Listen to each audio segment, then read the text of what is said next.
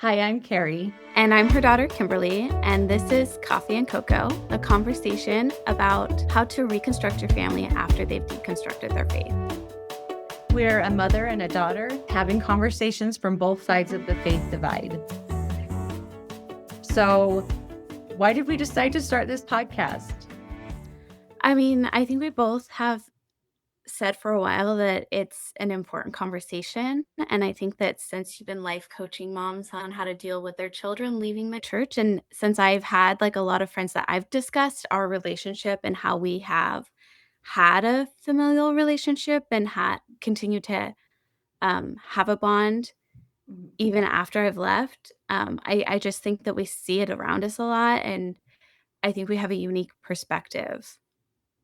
Yeah, absolutely.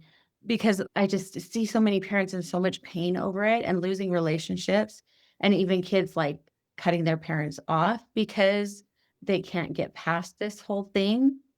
And I mean, you and I, we've definitely been through it, right? Like we've had some really difficult times, but at the point we're at now where we just really have a good relationship, and I think we really connect with each other and enjoy our relationship as mother and daughter and kind of as friends even at this point. I want more people to be able to have that and to see how it works for us, and maybe it can help them work it out with their own children too. Yeah. And I think, from my side, there were a lot of points where I was absolutely ready to cut everyone off and go no contact and kind of be on my own rather than try to work and heal the hurt, especially because I can't change your dad or anyone in our family. And there's only so much I can control, but like continuing to have a relationship that we were working for and working through the hard things, even when it felt like we might never see eye to eye, Yeah. was really hard, but it was so rewarding.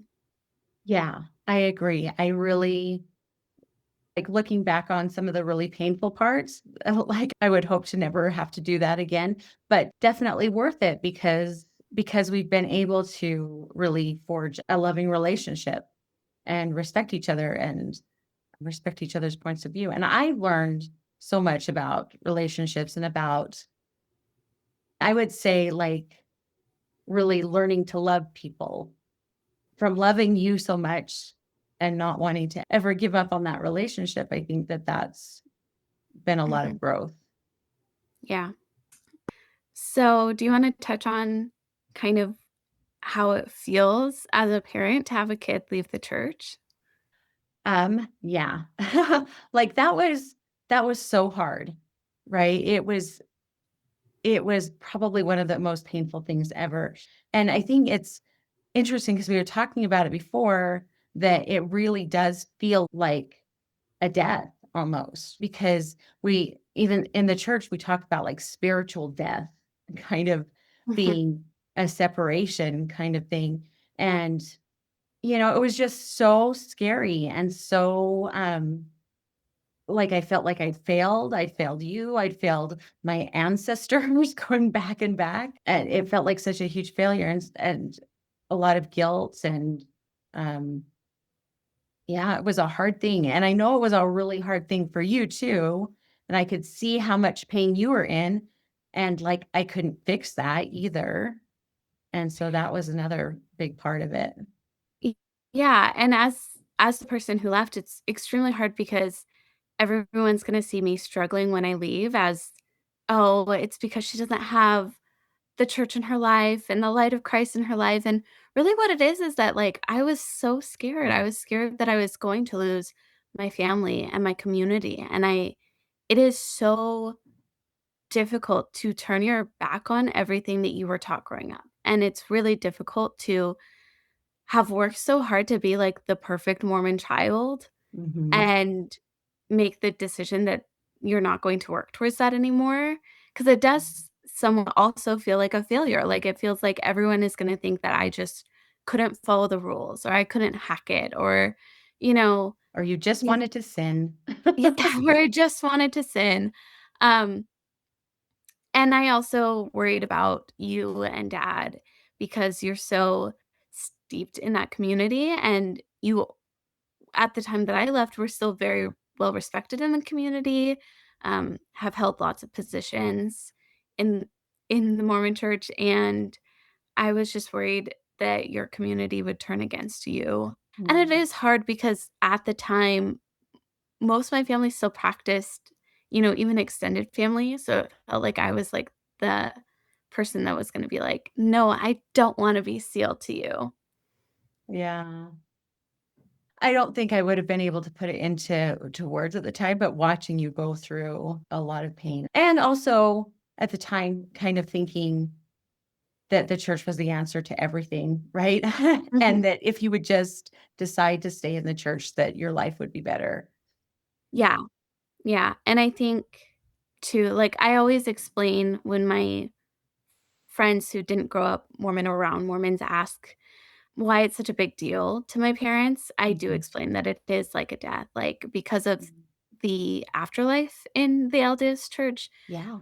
they believe in the plan of salvation, and after the judgment day, you go to 3 different kingdoms or outer darkness, I guess, and if you aren't a practicing LDS member, you don't get to be in the celestial kingdom, and you don't get to be sealed to your family, and you don't get to be there with them, and so it does feel like you've chosen to step away from all of them and distance yourself when really, from my perspective at the time, I was really coming into a place where I realized that, like, none of us know what's gonna happen after we die. Like, I know the LDS Church loves to be like, "I know," and, bear Yeah. their testimony saying, "I know," but we don't. We don't actually know, and I was so worried that I was going to spend my one life I have not being real about myself or true to myself, and I was worried that in choosing that authenticity in myself, that I was going to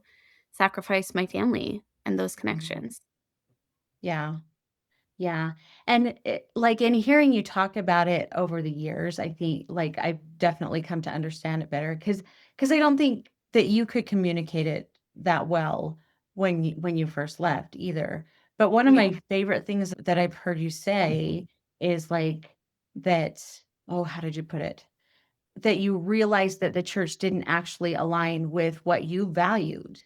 Right? Which I Mhm, think was so interesting because I came to understand that your leaving was an act of integrity to yourself, right? Like, it mhm. was being true to what you believed and what your experience in the world was, and that was really interesting to me because we're definitely taught or we talk about in the church that, like, this is the truth, like the objective truth, right? Mm. And that everybody that hears it will see and understand that it is the truth, right? And so yeah, that was just like that made me look at it a lot differently when I realized that one that you it wasn't just a thing that you just wanted to sin, that it was just so important to you to be able to drink alcohol that you left the church and your community and your family and everything. But that it really was, like, you living your life the way that you felt was right and felt like was the best thing to do. So, Yeah, and maybe we'll talk more later on about misconceptions around this, sure. but that's one of my favorite ones because if I wanted to sin and be in the church, I could absolutely do that. Like, I know so many people that I grew up with that, like, drank and had premarital sex and, like, were doing whatever they wanted and then Mhm. just were like, "But there's repentance," Yep. and are still active members to this day, Yeah. and so it never was that. Yeah. Yeah, and like you said, we'll get into lots of different stuff as we go along too, but, so you talked about being afraid that you were gonna lose your family, right? And that was like my big fear too, was I was losing my daughter, but it hasn't been that way. No, and I think that there have been moments where there is distance Mhm. and where it's been difficult, like, it hasn't been easy to get to this point, but I really do love the way that our family feels now, and there Mhm. is all of that love and all of that light and happiness Yeah. when we are together that I the church made me feel like was only possible if we were all in the church. And yes, Mhm. I know that it's difficult that you don't have all of your children visiting you and sitting with you with their kids in church and Yeah. sitting in the pew together. But we do genuinely love talking to one another and spending time with one another and visiting, and we do Zoom calls once a week with everyone. We have a genuine closeness that Yeah. is possible, and I don't think that a lot of people realize that that's an option. Yeah, for sure. I mean, there definitely are things that I kind of still miss, like traditions and stuff like that, baby blessings and things, things that are part of the church that are not part of our family anymore. And there's a little bit of sadness sometimes, particularly like when I see other families doing those kinds of things.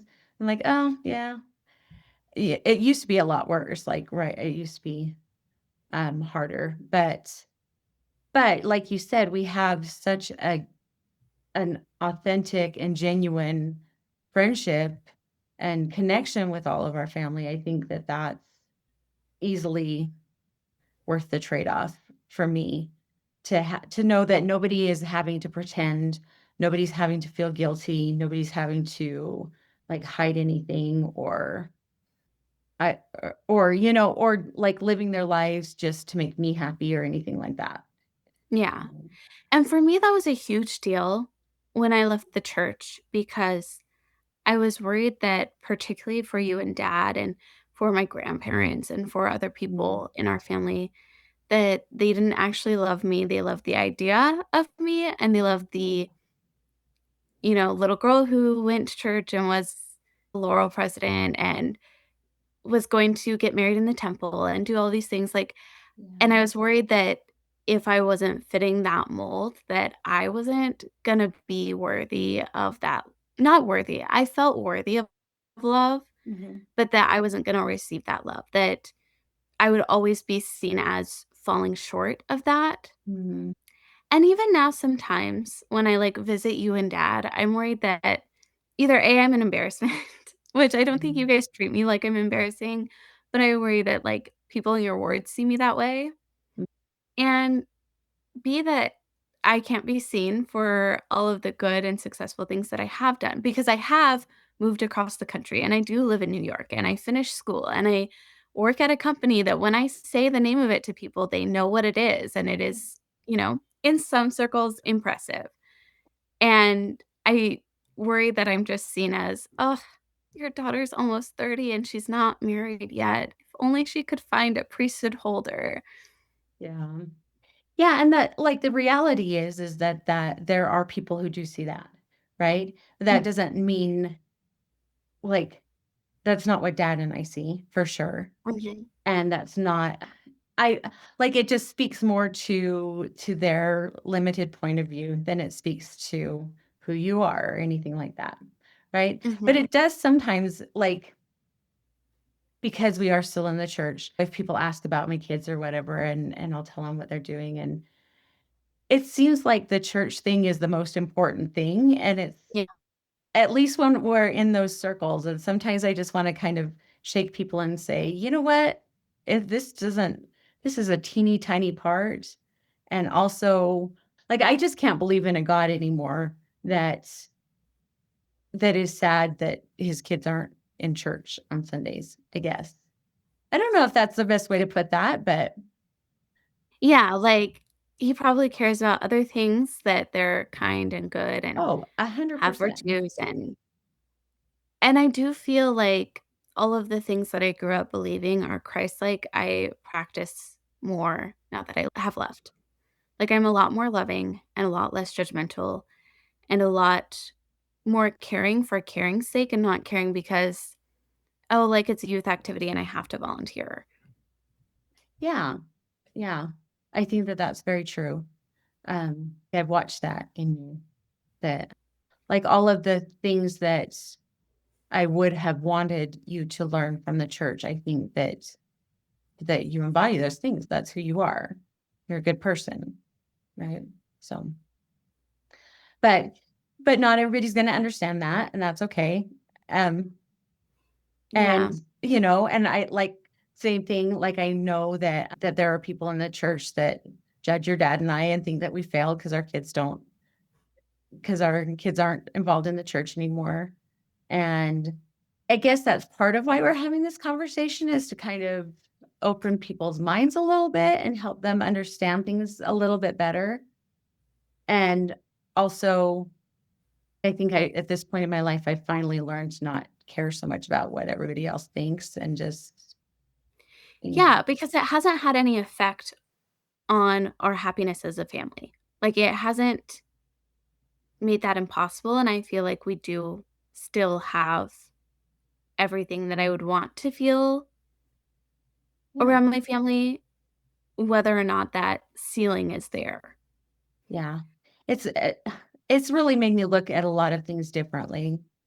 And I'm not worried that anybody's going to hell. And I'm not worried um, that we're not gonna be able to be a family forever or anything like that. I just don't worry about that stuff anymore.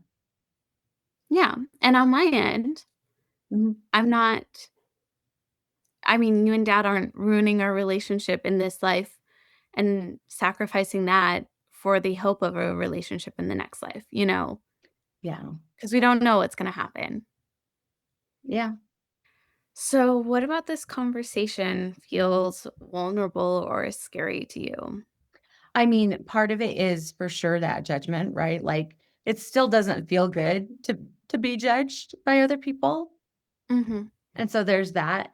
Also, I really want to be careful and respectful of your feelings and also, like, your brothers and sisters' feelings, and I don't wanna ever, like, put them or any of you in a position where it's dangerous, or uncomfortable. So, that's a little bit I mean, yeah, it feels a little scary to me to have people, like, know our whole story and Yeah, I think for me, I'm a little worried about revisiting some things that happened because I don't think you're the same mom that did certain things. I know that you've yeah, grown a lot, and sometimes revisiting some of the hurt that happened is hard.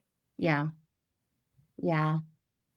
I mean, just mistakes, like and regrets. I think there Yeah. are a lot of regrets, and for sure that might be difficult. Yeah. And I think too, the other thing I'm worried about is that no parents that are still Mormon or still in the LDS church Mhm. are going to care because I don't think that you're viewed as a success story, no offense. But I think most people that are struggling with their kids who wanna leave, they want the answer of how to make them stay. Right, right, and I have found that in coaching people is because, um, I mean, for sure, parents, when their children leave the church, the only answer that they want is how to get their child back in the church, right? Mhm, As quickly as possible, with as little pain as possible, and that's not you it's not realistic. Like, for some people, it works that way, right? For some people, it does. mhm, But to be honest, I don't even think like, if somebody gave me that magic button that just said, "Okay, your child is gonna be active in the church again," like, I don't think I would press it, right? Like, because it's just not mhm, it wouldn't be real, it wouldn't be authentic to who you are, and it wouldn't I'm trying to think how to put that. Like, it would almost be like you would have to be different people, and I love the people that you are, right? mhm. Yeah, And the things that I've learned through this experience and the growth that we've had and all of those things, like, I would yeah. I almost blame the prodigal son. Like, I wish that they would just take that out of the canon because I feel like people do see the 2 options of you can Mhm. either have your child and not really talk to them until Oh, they come back, which every LDS parent believes that their child will come back someday, yeah. or you can have them back. But we have this secret third option of we're family, things are good, you're not withholding any love from us, Mhm. and we're still not a part of the church, like, I think Yeah. that everyone fancies the idea of when my child comes back and realizes that I was right, I can be gracious towards them, and really, like, the bigger act of Okay. love is you have to be gracious towards us even when we're not sitting here saying, "Yeah, you were right all along." Yeah, that's really interesting. Because I do love that story, but I never thought about it that way. When people talk about coming back to the church, I think that what they're trying to say is that people will come back to the truth, right? Mhm. And that once they realize the truth, that that will automatically bring them back into the church. Yeah. And I think that the way I think about it now, and I think I've said this to you before, but like you're gonna do the good that you know, that you see and understand and comprehend. And I'm gonna do the good that I see and understand and comprehend. And then whatever is good in the end will meet there, right? Yeah, And it's so funny that you brought that up. It's funny that you brought that up because for me, like, when I first left the church, there's a lot of anger when you leave the church and you yeah. realize, like, first of all, I've been paying 10% of everything I've made towards this thing. That's what it feels like. Yeah. But I felt this when I've watched some of my siblings go through this when they've left of, like, if I could just convince mom and dad that it's not true, their lives would be so much better. And, Yeah. like, the same way that in the church you believe, "Oh, I have to share this with people, and I have to get people in the church because it's the one true church, and they'll be so much happier." For me, I was like, "Ah, mom and dad, don't you know that you could be saving thousands of dollars a year, and you could buy coffee, and you wouldn't have to feel ashamed," and, like, all of these things. But to Yeah. your point, now that I've stepped away from the anger and I've kind of processed more and been away from the church more, I see you guys and I think they're happy where they are.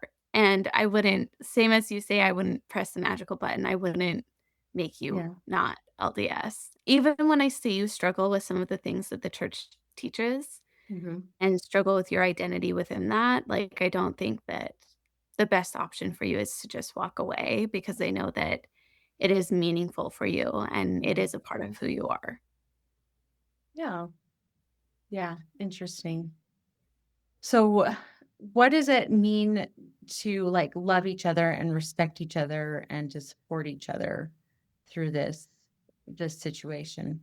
Because I mean, I think that this has been a learning experience for both of us, right? And a lot of the things I think that we think are being loving and supporting and respectful don't feel like that to the other person, right? Um, Mhm. like I mean, we're talking about this from the far side of this when we kind of waded through all of the difficult hopefully all of the difficult things. I don't know. I imagine that there probably are still hard times ahead, but But was had some steadiness for a few years now. yeah, yeah. I think we've gotten through the hardest part of learning to respect each other and support each other and, you know. And so like how can I help you feel loved and respected and supported? When do you feel those things? When you came to the point of respecting who I am as someone who will never be a part of the church. I think that that makes me feel like you see me truly and you love me and your love is not conditional on my eventual return. Yeah. And it does make me feel better because when I call you now about things like a breakup with a boyfriend that I've chosen to live with outside of being married to him, Mhm. I don't get like the response of, well, if you had married him first, or if he was a priesthood holder, or, if you had followed the church's teachings, this wouldn't have happened. Because the Mhm. truth is, like, plenty of bad things happen to people that get married in the church, It's true. and plenty of good things happen to people that don't get married in the church. And when those failures happen or when the hard times come, it's not blamed on me leaving the church. And I can come to you and get realistic advice and good support because you have navigated a lot of adult life and have advice outside of following the gospel. Yeah. Yeah. That's good. I'm glad that we're in that place because yeah, I mean, I think at some point in my life, I probably did think that if you would just stay in the church and do all of the right things, that everything would work out right. Mhm. I really did think that, like, the only way to be happy and to live a good life was to continue in the gospel and live in the Church of Jesus Christ of Latter-day Saints for the rest of your life and do all of those things. And yeah, I think that's been a huge change in my thinking is like what's right is right, whether it's in the church or out of the church, and what's wrong is wrong, whether it's in the church or out of the church. And yeah. Yeah. What does it mean for you to feel, or what happens in our relationship now that makes you feel loved and respected and supported? I think the big thing for me is that you guys have allowed me to grow and change, right? And forgiven me for things that I did that I wish would have done differently, that were hurtful to you guys. I guess to you specifically. But like that, the fact that you will continue to be in relationship with me, even though, you know, like you could walk away, you just never speak to me again. And like I said in the beginning, there's a lot of kids that are doing that with their parents, right? Where they're just like, you've hurt me too much and I don't think that you can change. And so they walk away. And so that's, yeah, that to me is the biggest thing is the forgiveness and the willingness to continue trying to keep coming back. And that's everything to me. Yeah. Um, I remember actually when I was leaving the church, I think I was listening to John Green or something, and it just hit me of like, everyone deserves the space and grace to grow. And like, I wrote that down mhm. in my notes app, and it's still in my notes app of like, everyone deserves that chance. Yeah. And when we talk about kids cutting off their parents, I don't want to, you know, demonize that because I do think that Right. there is a space and time for that. But I do think that if you have a relationship where you both show up to the relationship and say, "This is valuable to me and I want to do this," and a relationship where you're both willing to grow and recognize where you might be wrong, Mhm. that it is worth giving the other person the grace to do that. Yeah. And it's been very valuable to me investing that Mhm. grace and forgiveness because it has led to one of the most valuable relationships in my life. Yeah. Yeah. Yeah, you're gonna make me cry, and I don't know what else to say. That might be the other problem with doing this is we're both kind of weepy people. I know, right? It's okay, we'll be okay. We'll Um, get through it. I mean, I think that that's the point, right? Is the thing that makes life beautiful and life worth living and relationships worth having is just that connection and that, love for each other, Mhm, and so that's, like, why we're doing it. Okay, so next week we're gonna talk about our story, from your perspective of leaving the church and, what your experiences were, and I mhm. think that'll be interesting because I don't think we've ever sat down and just that you've just told me Yeah, your and story. actually, I'm interested to see what your reaction is gonna be. Yeah, Just as a teaser, when do you think I started thinking about leaving the church? probably, oh gosh, I would guess 13, Yeah, maybe. that's close. That's Close? close. Do you remember after Grandma Great died when we were, like, crying on my bed and I was talking about zombie Jesus? Zombie Jesus? I do not remember Yeah, zombie Jesus. you cried. Um, You were really upset that I used that language. okay, well, I'm really interested to hear this now. Yeah, this will be fascinating. Okay, well, that'll be fun, and thank you for doing this with me. This is gonna be a fun project. I love it. Thank you. I love you. I love you too. We'll talk to you soon. Bye. Bye. Are you ready to do this work in your own family? Head to the link in the show notes and schedule your free family reconstruction roadmap call. In this free 30-minute call, we'll talk about what's actually happening in your relationships right now and what hurts the most. We'll talk about the conversations that feel scary, the topics that you freeze up or shut down or say things that you regret. And then you'll leave with a simple plan for what to say, what not to say, and how to show up in a way that builds trust instead of tension. Head to the link in the show notes to schedule your free call today.